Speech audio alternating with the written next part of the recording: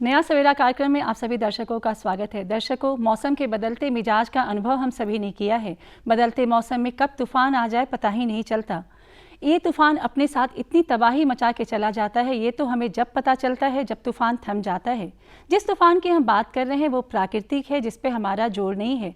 पर कुछ लोग ऐसे मिजाज के हैं जो अपने साथ साथ अपने आसपास के जीवन के लोगों में भी तूफान लाते हैं। हम बात कर रहे हैं समाज से भटके हुए लोगों की। जी हाँ, समाज से भटके हुए लोग किसी साजिश के तहत फंस जाते हैं और अपने जीवन के साथ साथ दूसरे के जीवन में भी तबाही लाते हैं, जिस पर शिकंजा कसने के लिए केंद्र सरकार, राज्य सरकार विभिन्न तरह की योजना चला रही है। और यकीन मानिए इस योजना का लाभ भी लोगों को मिल रहा है। आंकड़ों की माने तो शुरुआती दौर में 90 जिले भारत में ऐसे थे जहाँ पे मुख्य धारा से भटके हुए लोगों की वजह से परेशानी थी, पर 20 जिले में नया सवेरा का उदय हो चुका है। यानी कि अभी भारत में सिर्फ 70 जिले ऐसे बचे हैं जहाँ पे मुख्य धारा से भटके हुए लोगों की वजह से परेशानी हो रही है।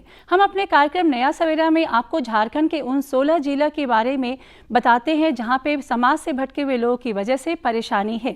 दर्शकों, आज के अंक में हम आपको लिए चल रहे हैं गढ़वा जिला। गढ़वा जिला में हम जाएंगे रमना प्रखंड। रमना प्रखंड की बदलती तस्वीर हम आपके साथ साझा करेंगे। वहां के आम जनजीवन से मिलेंगे, उनसे जानने की कोशिश करेंगे कि आज के जीवन और पहले के जीवन में क्या परिवर्तन आया है, लोगों का विकास कैसे हो रहा है, योजना का लाभ लोगों को कैसे मिल रहा है। तो हमारे साथ रुक कीजिए रमना प्रखंड, गढ़वा जिला। गढ़वा का रमना गांव इन दिनों चर्चा के केंद्र में है। उग्रवाद प्रभावित क्षेत्रों में केंद्र व राज्य सरकार की योजनाओं से विकास का काम अब होने लगा है। विकास कार्य होने से रमना गांव के ग्रामीणों में खुशी की लहर दौड़ गई है। बताया जाता है कि एक समय ऐसा था जब न सिर्फ रमना गांव बल्कि समूचा गढ़वा जिला उग्रवाद की चपेट में था। गांव में सड़कों की स्थिति जर्जर थी, हर घर को बिजली मयस्सर नहीं था, पेयजल की सुविधाएं भी नहीं थी, स्वास्थ्य चिकित्सा का समुचित अभाव था, मूलभूत जरूरतों से भी ग्रामीण वंचित थे। रात तो दूर, शाम होते ही ग्रामीणों के घरों के दरवाजे बंद हो जाते थे। डर और भय का यह आलम था कि लोग शाम होते ही अपने घरों में दुबक जाते थे। जोहार, नया सवेरा कार्यक्रम में आप सभी दर्शकों का स्वागत है। आज हम आए हुए हैं गढ़वा जिला के रमना प्रखंड में। रमना प्रखंड एक समय बहुत ही उग्रवाद क्षेत्र हुआ करता था। यहाँ विकास कार्य नहीं हुआ करते थे। अब सरकार द्वारा यहाँ पर विकास कार्य हो रहे हैं और आदमी विकास से जुड़ रहे हैं।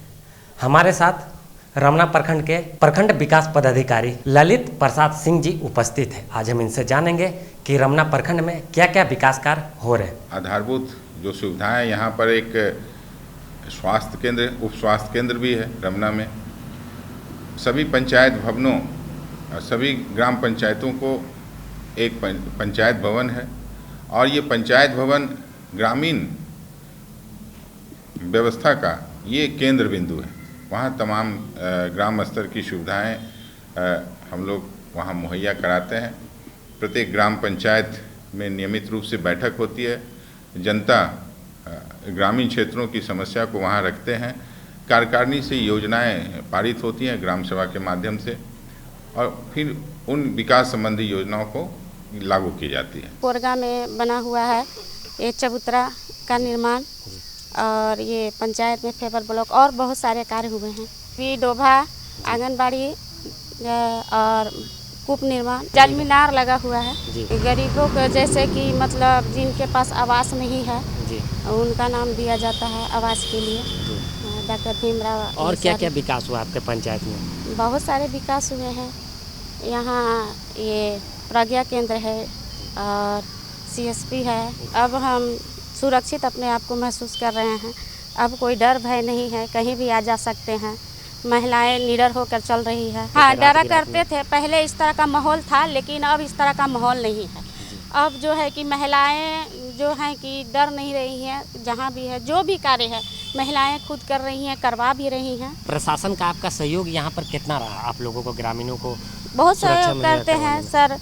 BDO सर हमारे जो हैं कि बताते हैं कि ये करना है, वो करना है, उसी पर हम लोग कार्य करते हैं। बेरोजगारी इस कदर व्याप्त थी कि लोग पलायन के लिए मजबूर हो गए थे। कुछ ऐसे भी युवक युवतियां थे जो रोजगार की तलाश में दर दर भटकते फिरते थे। इसके बाद वे मुख्य धारा से भी भटकते चले गए। उन्होंने जंगलों और पहाड़ों में जाकर हथियार उठा लिए और देखते ही देखते वे उग्रवादी कार्रवाई करने लगे। पुलिस और उग्रवादियों के बीच मुठभेड़ में कई लोगों की जानें भी गई। इसमें पुलिस के कई जवान भी शहीद हुए। इन सब को देखते हुए राज्य सरकार ने आत्मसमर्पण नीति लागू की। पंचायत में विकास के बहुत सारे काम हो रहे हैं। आवश्यकता अनुसार पेवर ब्लॉक, पीसीसी की योजनाएं ली जा रही है, चबूतरा निर्माण हो रहा है, दीदी बाड़ी की योजनाएं ली जा रही है, जिससे महिलाएं स्वावलंबी हो रही हैं, उन्हें रोजगार मिल रहा है। इसके अलावा इस पंचायत भवन में आधार पंजीकरण केंद्र की सुविधा उपलब्ध कराई गई है। सीएसपी है ग्रामीण बैंक का, जिससे अब यहाँ के लोगों को जो है ग्रामीणों को आधार कार्ड बनवाने के लिए या खाता खुलवाने के लिए या बैंक संबंधी कार्यों के लिए पंचायत से दूसरे जगह नहीं जाना पड़ रहा है। उनको पंचायत में इन तमाम प्रकार की सुविधाएं जो है उपलब्ध हैं, उन्हें मिल रही है। इसका लाभ यहाँ के लोग उठा रहे हैं। पहले की अपेक्षा अब माहौल बदला है।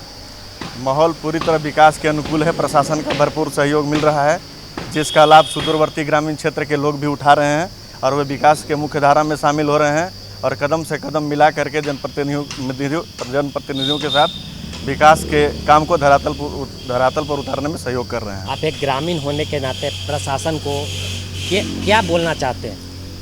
प्रशासन का भरपूर सहयोग मिल रहा है और हमें अपेक्षा है कि इसी प्रकार से सहयोग मिलता रहे, ताकि यह पंचायत जो है जिले नहीं झारखंड का मॉडल पंचायत बने। आत्मसमर्पण नीति के तहत नई दिशा एक नई पहल कार्यक्रम चलाया गया। इसमें सरकार के द्वारा योजनाओं को शिविर लगाकर जन जन तक पहुंचाने की कोशिश की गई। वृद्धा पेंशन, विधवा पेंशन, दिव्यांग पेंशन, राशन कार्ड वितरण, आयुष्मान कार्ड सहित विभिन्न तरह की कल्याणकारी योजनाओं का लाभ ग्रामीणों को उपलब्ध कराया गया। समाज कल्याण की इन योजनाओं से परिवार को जोड़ने का भरपूर प्रयास किया गया।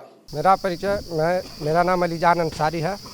मैं इसे वार्ड सदस्य प्रतिनिधि भी हूँ 3 टर्म से। 2010 के चुनाव में भी जीता, 2015 में भी, 2022 में भी, और ऐसे सामाजिक कार्यकर्ता भी हूँ। बदलाव बहुत आया है। पहले का अकोला रमना प्रखंड में बहुत से लूटपाट हेन तेन दुर्घटना होता था। आज पुलिस सहयोग कर रहा है हम लोगों को कि भाई हेलमेट पहन कर चलिए, उसे सावधानी बरतने के लिए बोला जा रहा है। पंचायत में भी बहुत गंदगी रहता था, जो कि अब की अपेक्षा जो है, जो अभी 2022 का चुनाव हुआ, उसमें साफ़ सुथरा और एक मॉडल पंचायत की तरह काम किया जा रहा है। अभी जो वर्तमान में रमना में अभी ये विकास का बात हो रहा है, अब शिक्षा के बात पे आइए। शिक्षा कैसी है रमना में, और यहाँ के लोग, यहाँ के बच्चे कितने साक्षरता हो रहे हैं और कितने पढ़ाई में ध्यान दे रहे हैं? देखिए, अभी साक्षरता दर हमारे प्रखंड में बहुत ही कम है, फिर भी हम लोग प्रयत्नशील हैं, प्रयास कर रहे हैं अपने से। और यहाँ पर जो भी शिक्षक हैं वो भी जीव जान लगा के मेहनत कर रहे हैं, और आशा है कि इस हमारे प्रखंड का स्कूल में पढ़ाई अच्छे ढंग से हो, और हो रहा भी है, और इसका अभी प्रयास चल रहा है। अभी बच्चे लोग में कुछ कमी है, शिक्षक में कमी है, जो कि बच्चे लोग पर अभी विशेष ध्यान नहीं दिया जा रहा। गाँव में जर्जर सड़कों का पक्कीकरण कराया गया ताकि आवागमन सुगम हो सके। हर घर को रोशन करने के लिए बिजली की व्यवस्था कराई गई। शुद्ध पेयजल उपलब्ध हो, इसके लिए चापानल, कुआं पानी और टंकी की व्यवस्था की गई। स्वास्थ्य चिकित्सा बेहतर तरीके से उपलब्ध हो, इसके लिए स्वास्थ्य केंद्रों को सुदृढ़ बनाया गया। स्वास्थ्य केंद्रों में स्टाफ, नर्स और चिकित्सक की व्यवस्था की गई। अब इन स्वास्थ्य केंद्रों में मरीजों का इलाज मुफ्त होता है। उन्हें निःशुल्क दवा भी उपलब्ध कराई जाती है। इसके अलावा शिक्षा को बढ़ावा देने के लिए भी प्रचार प्रसार किया गया। पाठक है, मैं मड़वनिया पंचायत भवन में प्रज्ञा केंद्र संचालक हूँ। मेरे द्वारा आधार सेंटर चलाया जाता है एवं जाति आय निवास आचरण पेंशन स्कीम का कार्य किया जाता है। आयुष्मान कार्ड ये सब भी बनाया जाता है। पहले यहाँ पे प्रज्ञा केंद्र नहीं था, इस कारण से ग्रामीणों को बहुत तरह का सामना करना पड़ता था। ये बाज़ार में बहुत दूर 5 किलोमीटर जाना पड़ता था, वहाँ पे ये कार्य होता था। लेकिन अब यहाँ आसानी से सुविधापूर्वक कार्य हो रहा है। हाँ, आपका परिचय? मेरा नाम धर्मेंद्र विश्वकर्मा है। मैं एक ग्रामीण जनता हूँ। बहुत लाभ हुआ अभी तक। मैंने पहले से जैसे बहुत दूर जाना पड़ता था आधार कार्ड बनवाने के लिए, अभी जब यहाँ पंचायत भवन मतलब स्थापित बढ़िया से हो गया है, अभी यहाँ पर साल भर से यहाँ पर आधार कार्ड बन रहा है बढ़िया से। सभी जनता को बहुत लाभ हो रहा है। लाभ हो रहा है। जो आधार कार्ड है उसके द्वारा पैसा भी निकासी होता है, ये सब होता है आपके प्रज्ञा केंद्र में? यहाँ पर हाँ, हाँ पैसा भी निकासी जमा होता है जी, बैंक जाने से बचते होंगे। हाँ, बैंक जाने से बचते हैं। बैंक में लाइन लगाना पड़ता था पहले, और पहले सीएसपी भी बहुत दूर था, लेकिन आज यहाँ नज़दीक हो गया है। ग्रामीणों को बहुत लाभ हो रहा है यहाँ से। ग्रामीणों के बच्चों को स्कूल तक ले जाने की व्यवस्था कराई गई। साथ ही साथ निःशुल्क पोशाक और पुस्तकों का भी वितरण किया गया। छात्राओं को साइकिल दी गई और उन्हें छात्रवृत्ति की सुविधाएं भी दी जा रही है। इससे कोई भी शिक्षा से वंचित नहीं हो सकता है। इस तरह के प्रयासों से गांव की बदहाली अब खुशहाली में बदल रही है। सरकार ने जिला प्रशासन, पुलिस प्रशासन और केंद्रीय अर्धसैनिक बलों के जवानों को लेकर जागरूकता अभियान चलाया। प्रखंड रमना अंतर्गत ग्राम पंचायत मरवनिया के पंचायत भवन के सभागार में है। इसकी जो इस भौगोलिक स्थिति है, ये बिल्कुल केंद्र में है रमना प्रखंड का, इसीलिए सारी सामाजिक और प्रशासनिक गतिविधियों का ये पंचायत भवन एक केंद्र होता है। यहाँ के मुखिया जी, कार्यकारिणी के मेंबर और ग्रामीण जनता बहुत ही सजग हैं, सक्रिय हैं और हर चीज़ में सकारात्मक रूप में बढ़ चढ़ के हिस्सा लेते हैं।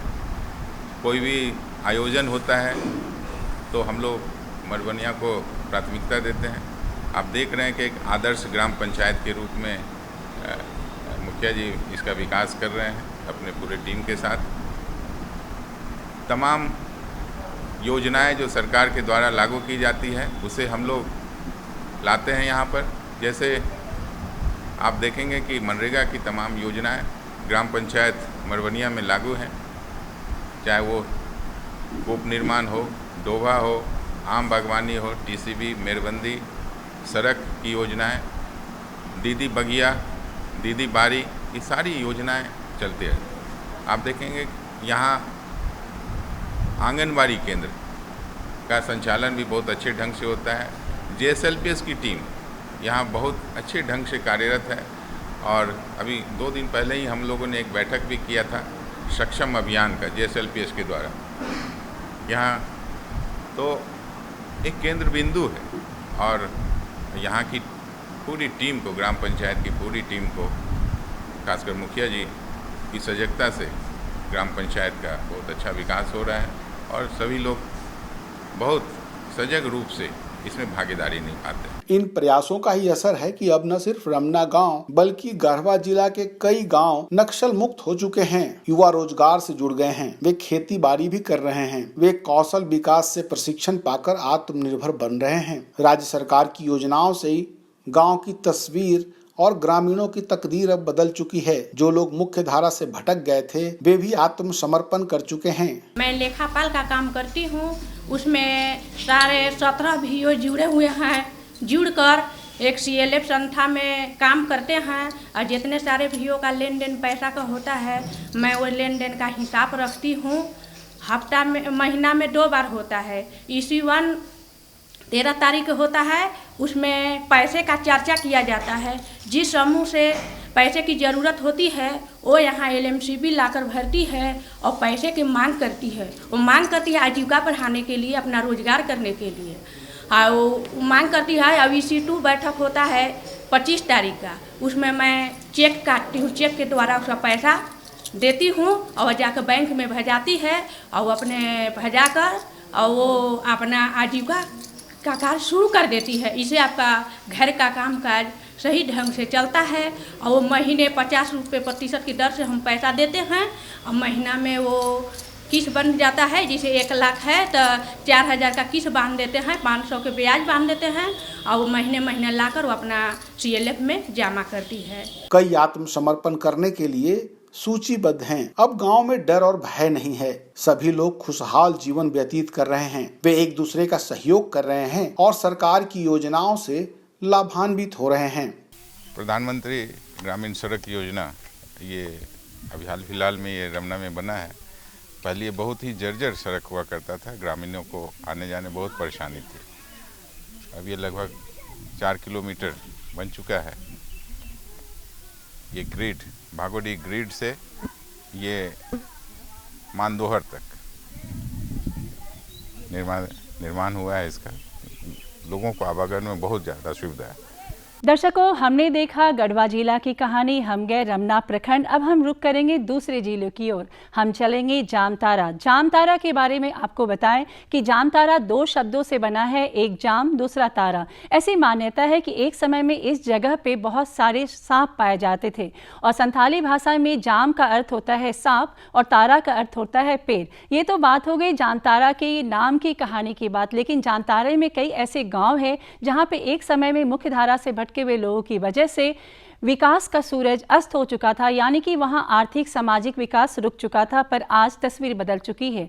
आज के अंक में दर्शकों हम लिए चल रहे हैं आपको नारायणपुर प्रखंड। नारायणपुर प्रखंड जामताड़ा जिले का हिस्सा है। वहां चल के हम देखेंगे कि कैसे जो योजना केंद्र सरकार राज्य सरकार चला रही है लोगों तक कैसे पहुंच रहा है, लोग उससे कैसे लाभान्वित हो रहे हैं और मुख्य धारा से भटके हुए लोगों की वजह से जो दहशत का माहौल था वो दहशत के बादल कैसे छट रहे हैं। तो चलिए हमारे साथ रुक कीजिए नारायणपुर जामताड़ा। दर्शकों नमस्कार, कार्यक्रम नया सवेरा में आपका स्वागत है।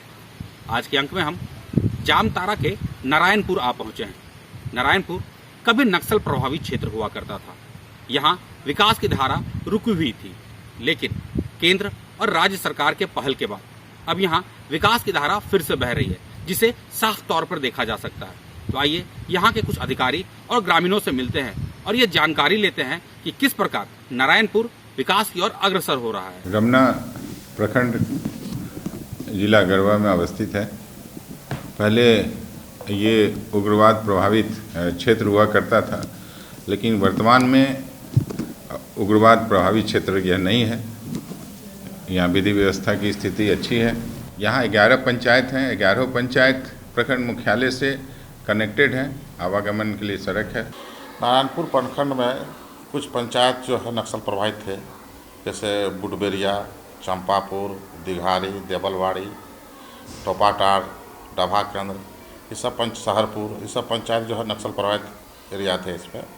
और कुछ यहाँ के युवक एवं अन्य आदमी भी जो है इससे जुड़े हुए थे, लेकिन समय बीतता गया और सरकार के अच्छी नीति के कारण और सरकारी योजनाओं के कारण जो है ये धीरे धीरे मुख्य धारा से जुड़ते गए।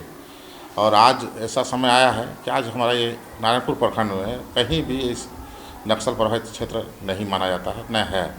अभी आराम से जो है रात को आप घूम फिर सकते हैं, किसी तरह कोई बात नहीं है। लेकिन ऐसा समय था एक दिन नारायणपुर में कि उधर का आदमी 5 बजे के बाद निकलता नहीं था। कोई भी विकास योजनाएँ वहाँ चलती नहीं थी, कोई टेंडर नहीं लेते थे डर के मारे, जिससे बहुत पिछड़ा हुआ क्षेत्र माना जाता था।